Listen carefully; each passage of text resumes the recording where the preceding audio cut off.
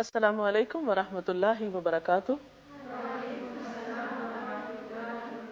نحمده ونصلی علی رسولہ الکریم، اما بعد فاعوذ باللہ من الشیطان الرجیم، بسم اللہ الرحمن الرحیم، رب اشرح لی صدری ویسر لی امری واحلل عقدۃ من لسانی یفقہوا قولی۔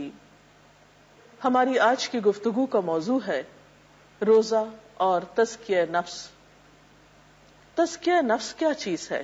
تزکیہ کا مطلب ہوتا ہے پاک کرنا، صاف کرنا، نشو نما دینا، اور نفس انسانی، یعنی روزے کی حالت میں انسانی نفس کا کس طرح تزکیہ ہو سکتا ہے، یا روزہ تزکیہ نفس میں کس طرح مددگار ہو سکتا ہے۔ حقیقت یہ ہے کہ انسان کی کامیابی کا دار و مدار ہے ہی تزکیہ نفس پر۔ قرآن پاک میں اللہ سبحانہ و تعالیٰ فرماتے ہیں قد افلح من تزکا، یقیناً فلاح پا گیا جس نے پاکیزگی اختیار کی، جس نے اپنا تزکیہ کیا۔ ایک اور جگہ پر آتا ہے قد افلح من زکاہا وقد خاب من دساہا، یقیناً کامیاب ہوا وہ جس نے اس کو پاک کر لیا، اور ناکام ہوا جس نے اس کو دبا لیا۔ جو شخص تزکیہ نفس اختیار کرتا ہے اس کا فائدہ اسی کو پہنچتا ہے۔ اللہ تعالیٰ فرماتے ہیں وَمَن تَزَكَّى فَإِنَّمَا يَتَزَكَّى لِنَفْسِهِ وَإِلَى اللَّهِ الْمَصِيرُ، جو شخص بھی پاکیزگی اختیار کرتا ہے اپنی ہی بھلائی کے لیے کرتا ہے، اور پلٹنا سب کو اللہ ہی کی طرف ہے۔ یعنی ہم تزکیہ کریں یا نہ کریں، ہماری واپسی بہرحال اللہ سبحانہ وتعالی ہی کی طرف ہے۔ پھر وہاں اس کے بارے میں سوال ہوگا کہ ہم کیسی زندگی بسر کر کے آئے۔ قرآن پاک کا مطالعہ کریں تو یہ بات سمجھ میں آتی ہے کہ اللہ سبحانہ وتعالی نے انبیاء علیہم السلام کو اسی مقصد کے لیے بھیجا کہ وہ انسانوں کا تزکیہ کریں۔ خود نبی صلی اللہ علیہ وسلم کے بعثت کے مقاصد میں یہ بات قرآن پاک میں بیان کی گئی۔ ارشاد باری تعالی ہے هو الذی بعث فی الامیین رسولا منہم یتلو علیہم آیاتہ ویزکیہم ویعلمہم الکتاب والحکمہ وان کانوا من قبل لفی ضلال مبین۔ وہ اللہ وہ ذات ہے جس نے امی لوگوں میں ایک رسول انہی میں سے بھیجا جو ان کو اس کی آیات پڑھ کر سناتا ہے، ان کا تزکیہ کرتا ہے، ان کو کتاب و حکمت کی تعلیم دیتا ہے، اور بے شک اس سے پہلے وہ کھلی گمراہی میں مبتلا تھے۔ تو گویا گمراہی سے نکالنے کا کام کس طریقے پر کیا آپ صلی اللہ علیہ وسلم نے؟ تعلیم اور تزکیہ دونوں طریقوں سے۔ اور یہ ایک حقیقت ہے کہ صرف علم تزکیہ نہیں کرتا جب تک کہ ایسے لوگ موجود نہ ہوں جو صحیح معنوں میں انسانوں کے اخلاق کی تربیت کرتے ہوں، ان کے نفس کا تزکیہ کرتے ہوں۔ جیسا کہ پہلے بھی عرض کیا گیا کہ تزکیہ کا لفظی معنی ہوتا ہے پاک اور صاف کرنا، صاف ستھرا بنانا، بڑھانا، نشو نما کرنا، پروان چڑھانا، جھاڑ جھنکار اور بیکار نکالنا۔ تو اس طرح اس مفہوم سے تزکیے کے دو رخ سامنے آتے ہیں۔ نمبر 1 خراب چیزوں کو نکال باہر کرنا، اور نمبر 2 اچھی چیزوں کو پروان چڑھانا۔ اور نفس انسانی کا جب تزکیہ ہو تو اس کا معنی یہ ہے کہ انسان کے اندر کی خامیوں، کمزوریوں، خرابیوں کو نکال باہر پھینکنا اور اس کے اندر اخلاق حسنہ کی پرورش کرنا۔ نبی صلی اللہ علیہ وسلم نے یہ کام بہت عمدہ طریقے سے اپنے صحابہ کرام کے ساتھ کیا، اور انہوں نے عرب کے اس معاشرے میں جہاں ہر طرف اندھیرا ہی اندھیرا تھا، لوگوں کو ایک ایسی راہ دکھائی کہ جس پر چل کر وہ دنیا و آخرت میں کامیابیوں سے ہمکنار ہوئے۔ روزہ تزکیہ نفس میں بہت مددگار ہو سکتا ہے، کیونکہ روزے میں انسان کی روحانیت تقویت پاتی ہے، انسان کے اندر بصیرت جاگتی ہے، انسان کو غور و فکر کا موقع ملتا ہے۔ روزہ انسان کو ایک خاص قسم کا نور اور روشنی عطا کرتا ہے جس میں انسان اپنی خامیوں کو خود دیکھنے لگتا ہے، اسے اپنے گناہوں کا اعتراف ہونے لگتا ہے۔ ایسے میں اگر تھوڑی سی کوشش کی جائے تو اپنی بہت سی کوتاہیوں پر قابو پایا جا سکتا ہے. جب انسان کو اتنی تربیت ہو جاتی ہے کہ وہ اپنی من پسند خوراک چھوڑ سکتا ہے، آرام چھوڑ سکتا ہے، تو اللہ کی خاطر وہ بہت سے غلط کاموں کو بھی چھوڑنے پر قادر ہو سکتا ہے. تزکیے کے لیے اپنے آپ کو غلط رجحانات، میلانات، غلط اعمال سے ہٹا کر نیکی کی راہ پر لگانا مقصود ہوتا ہے. اس کے لیے ضروری ہے کہ ہم سب اپنا اپنا محاسبہ کر کے دیکھیں کہ ہمارے اندر کیا خرابیاں ہیں اور پھر انہیں دور کیسے کرنا ہے، اور کون سی اچھائیاں ہیں جنہیں مزید پیدا کرنا ہے اور نشو و نما دینا ہے. اور اس کے ساتھ ہی یہ کہ ہمیشہ یاد رہے کہ یہ سب کچھ اللہ کی توفیق سے ہوتا ہے. فلا تزکوا انفسکم هو اعلم بمن اتقى. اپنے نفس کی پاکی کے دعوے نہ کرو، وہی بہتر جانتا ہے کہ حقیقت میں متقی کون ہے. بل اللہ یزکی من یشاء ولا یظلمون فتیلا. حالانکہ پاکیزگی تو اللہ ہی جسے چاہتا ہے عطا کرتا ہے اور ان پر ذرا برابر ظلم نہ کیا جائے گا. اب ہم دیکھتے ہیں کہ اگر ہم واقعی تزکیہ چاہتے ہیں تو ہمیں کیا کرنا ہے. پہلی بات نیت اور ارادہ، کیونکہ ہر عمل کی بنیاد نیت ہے. جب ہمیں اس چیز کی اہمیت پتہ چل گئی تو اب ہمیں نیت کرنا ہے کہ ہمیں اپنا تزکیہ کرنا ہے، کیونکہ رمضان تزکیے کا ایک بہترین موقع ہے. صحابہ کرام تزکیہ نفس کے لیے حضور صلی اللہ علیہ وسلم کی صحبت میں برابر حاضری دیا کرتے تھے، کیونکہ انہیں معلوم تھا کہ آپ کی صحبت میں بیٹھ کر جو تزکیہ ہوتا ہے وہ تنہا بیٹھنے سے نہیں ہوتا.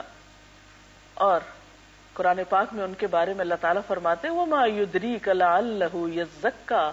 اور کیا معلوم آپ کو کہ شاید وہ پاکیزگی اختیار کرے، یعنی اگر آپ ان کو کچھ نصیحت کریں، کچھ تلقین کریں تو وہ اپنے مقصود کو پا لیں. لیکن ظاہر ہے کہ محض ارادہ کر لینا بھی کافی نہیں، یا صرف کسی چیز کی خواہش اور تمنا سے بھی کام نہیں چلتا. جب تک کہ پختہ عزم نہ ہو اور کام کرنے کا طریقہ معلوم نہ ہو. اس کے لیے ضروری ہے کہ ہم نیت کے ساتھ، عزم کے ساتھ کوشش بھی شروع کریں، کیونکہ قرآن پاک میں اللہ تعالیٰ فرماتے ہیں لَيْسَ لِلْإِنسَانِ إِلَّا مَا سَعَى. انسان کے لیے نہیں مگر جس کی وہ کوشش کرتا ہے. ایک اور جگہ پر فرمایا وَمَنْ أَرَادَ الْآخِرَةَ وَسَعَى لَهَا سَعْيَهَا. جس نے آخرت کا ارادہ کیا اور اس کے لیے کوشش کی، ایسی کوشش جیسی کہ کوشش کا حق ہے، یعنی کوشش کا حق ادا کر دیا، حقیقی معنوں میں کوشش کی. تو یہ دیکھتے ہیں کہ کس چیز کی کوشش. پہلی بات اصلاح قلب کی کوشش، اپنے دل کی صفائی کرنے کی طرف توجہ دی جائے. آپ صلی اللہ علیہ وسلم نے فرمایا سنو، انسان کے جسم میں گوشت کا ایک لوتھڑا ہے، اگر وہ درست ہے تو سارا جسم درست ہے، اور اگر وہ فاسد ہے تو سارا جسم فاسد ہے. سنو، وہ دل ہے. اس لیے جب تک دل کی اصلاح نہ ہو، دل کا بگاڑ درست نہ ہو، اس کی ٹیڑھ درست نہ ہو، تزکیہ نہیں ہو سکتا.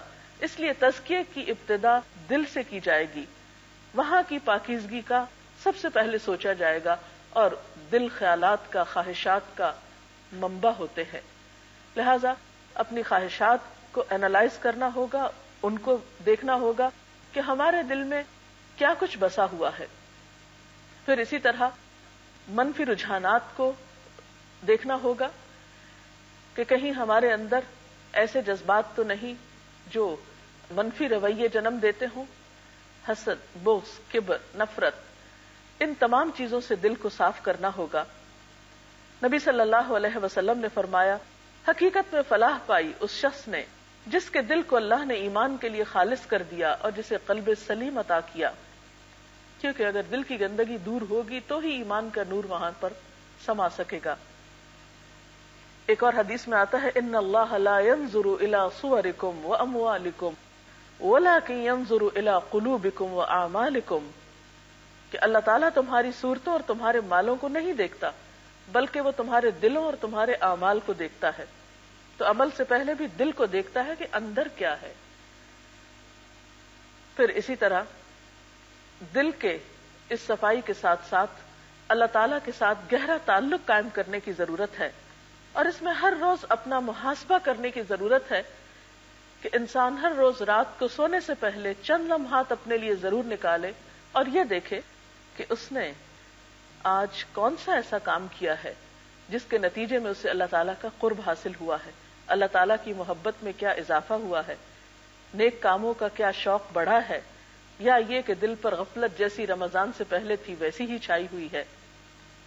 اور یاد رکھیے کہ اگر آج ہم اپنا محاسبہ نہیں کریں گے تو کل تو حساب ہونا ہی ہے، اسی لیے کہا گیا حاسبوا قبل ان تحاسبوا، اپنا حساب خود کر لو اس سے پہلے کہ تمہارا حساب کیا جائے۔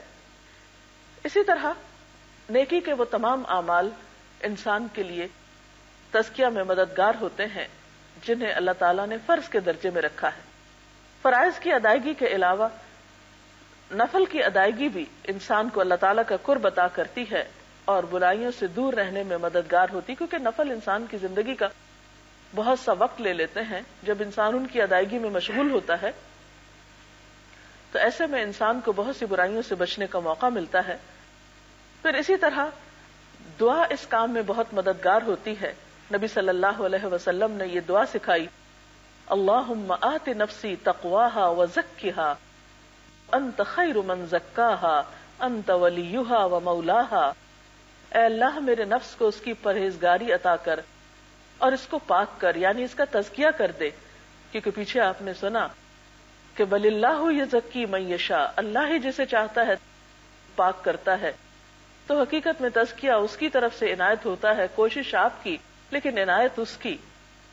تو اس کے لیے دعا ضروری ہے کہ اللہ میرے دل کو پاکیزگی عطا کر، انت خیر من زکاہا، تو سب سے بہتر نفس کو پاک کرنے والا ہے، انت ولیہا و مولاہا، تو ہی اس کا کارساز اور مالک ہے۔ اس لیے اس دعا کی کثرت آپ کو فائدہ دے گی۔ اس کے علاوہ نیک لوگوں کی صحبت بہت ضروری ہے۔ جب تک آپ اچھی مجلسوں میں شرکت نہیں کریں گے، اچھے لوگوں کے پاس نہیں بیٹھیں گے، اس وقت تک آپ کا تزکیہ ہو نہیں سکتا، کیونکہ تزکیہ کے لیے انسان مددگار ہوتے ہیں۔ وَتَوَاصَوْا بِالْحَقِّ وَتَوَاصَوْا بِالصَّبْرِ، ایک دوسرے کو حق کی تلقین کرتے رہنا، کیونکہ انسان بنیادی طور پر جب دوسروں کو اچھا کام کرتے ہوئے دیکھتا ہے تو اس کے دل میں بھی شوق پیدا ہوتا ہے۔ لیکن اگر انسان ایسی مجلس میں ہے، ایسے ماحول میں ہے، ایسے لوگوں میں رہتا ہے جہاں کوئی بھی اللہ کا نام لینے والا نہیں، جہاں اس کا کوئی ذکر نہیں کرتا، جہاں کوئی خیر اور بھلائی کی بات نہیں کرتا، تو انسان کے لیے پھر ایسے ماحول میں نیکی کرنا دشوار ہو جاتا ہے، مشکل ہو جاتا ہے۔ اس لیے اپنی روزمرہ کی روٹین میں، مشغولیت میں سے کچھ نہ کچھ وقت ضرور نکالنا چاہیے کہ روزانہ یا ہفتے میں کم از کم ایک بار ایسی مجلسوں میں حاضر ہوں جہاں اللہ اور اس کے رسول صلی اللہ علیہ وسلم کا ذکر کیا جاتا ہو، قرآن پاک پڑھایا جاتا ہو، سیکھا سکھایا جاتا ہو، تاکہ انسان کا تزکیہ ہوتا رہے اور اس کے اندر نیکی کے جذبات پروان چڑھتے رہیں۔ تزکیہ میں خاص طور پر جس چیز کی ہمیں کوشش کرنی ہے وہ زبان کی اصلاح ہے، کیونکہ انسان جب تک اپنی زبان کی اصلاح نہیں کرتا اس وقت تک تزکیہ کا عمل مکمل نہیں ہوتا۔ عموماً دل کی طرف تو ہم توجہ کرتے ہیں لیکن بسا اوقات ظاہر کی طرف توجہ بھول جاتے ہیں۔ آپ صلی اللہ علیہ وسلم نے فرمایا، اکثر لوگ اپنی زبان اور شرمگاہ کی حفاظت نہ کرنے کی وجہ سے جہنم میں جائیں گے۔ حضرت معاذ کی حدیث میں آتا ہے کہ اللہ کے رسول صلی اللہ علیہ وسلم نے ان سے فرمایا، اس زبان کو بند رکھو۔ انہوں نے عرض کیا، اے اللہ کے رسول صلی اللہ علیہ وسلم، کیا ہم سے زبان کی باتوں پر بھی پوچھو گی، مواخذہ ہوگا؟ آپ نے فرمایا، معاذ تیری ماں تجھے گم کرے۔ یہ ایک ڈانٹ تھی پیار کی۔ جہنم میں منہ کے بل زبان کی کٹائی کے علاوہ اور کون سی چیز لوگوں کو گرائے گی؟ یعنی انسان کی زبان سے نکلی ہوئی باتیں ہی ہیں جو اس کے لیے بھیانک انجام لیے ہوئے ہوں گی۔ آپ صلی اللہ علیہ وسلم نے یہ بھی فرمایا، جس نے اپنی زبان روک لی اللہ نے اس کی پردہ پوشی کی۔ اور ایک اور حدیث میں آتا ہے کہ بندہ اللہ کی رضامندی کی بات کرتا ہے اور اس کی طرف اس کی توجہ بھی نہیں ہوتی، لیکن اس کی وجہ سے اللہ تعالیٰ اس کے کئی درجات بلند کر دیتا ہے۔ اور اسی طرح بندہ اللہ کی ناراضگی کی بات کرتا ہے جس کی طرف اس کا دھیان بھی نہیں جاتا۔ ان تمام باتوں کا خلاصہ کچھ یوں ہے کہ اگر ہم اپنا تزکیہ کرنا چاہتے ہیں تو ہمیں اپنی نیت درست کرنا ہوگی، پھر اس کے لیے کوشش کرنا ہوگی، پھر دعا کرنا ہوگی، اور سب سے پہلے دل کی طرف توجہ دینا ہوگی، اس کے بعد زبان کی طرف توجہ دینا ہوگی، پھر نیک صحبت اختیار کرنا ہوگی، اور سب سے آخر میں اپنے اخلاق کی اچھی طرح جانچ پرکھ اور اپنا حساب محاسبہ، کیونکہ جب تک انسان کا اخلاق اچھا نہیں، اس کا تزکیہ مکمل نہیں، انسان کے نامہ اعمال میں قیامت کے دن سب سے وزنی نیکی انسان کا اچھا اخلاق ہوگا۔ آخر میں اللہ تعالیٰ سے دعا ہے کہ اللہ تعالیٰ ہمیں اس رمضان میں تزکیہ نفس جیسی دولت سے نوازے۔ وآخر دعوانا ان الحمد للہ رب العالمین۔